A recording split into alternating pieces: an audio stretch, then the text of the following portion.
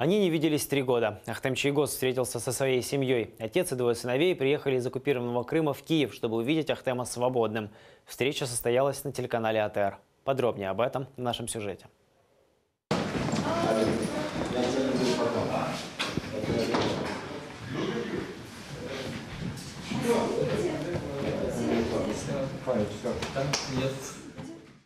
Этой минуты все они ждали больше 3 лет. Ахтем Чийгоз впервые после освобождения обнимает отца. Мужчины еле сдерживают слезы.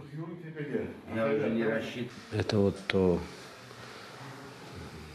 некое, вот, можно сказать, за все это вот эти последние 10 дней успокоения. Я не рассчитывал, я только надеялся.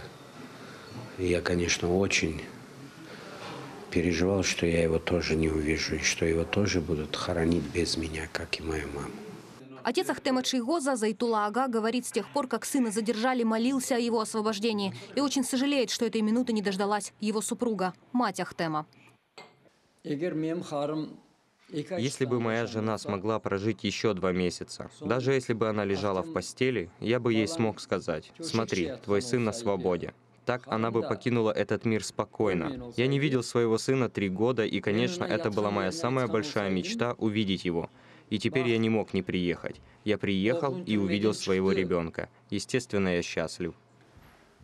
3 года не видел Ахтем Чийгоз, как растут его сыновья. Отмечает, они очень выросли и возмужали. Я, конечно, детям обрадовался, потому что я все эти годы пытался сказать, что пытался им донести через жену. Я рядом, что они должны быть достойными вот этот период. Сыновья надеются, что вскоре отец вернется в Крым. В первую очередь, конечно, очень рад, что повидал отца вообще, что вот я увидел, что у него настроение довольно-таки неплохое. Надеюсь, все нормализуется со временем, и он сможет сам приехать в Крым, то есть вместе к нам, вместе со мной. Ахтем Чийгоз 3 года провел за решеткой. 11 сентября оккупационный суд Крыма признал виновным заместителя главы Меджлиса крымско-татарского народа в организации массовых беспорядков 26 февраля 2014 года. Чийгоза приговорили к 8 годам колонии. 25 октября Ахтема Чийгоза выдали Турции, откуда он вернулся в Украину. Оксана Гуцал, Гульсум Халилова, Асан Эминов, Заман, АТР.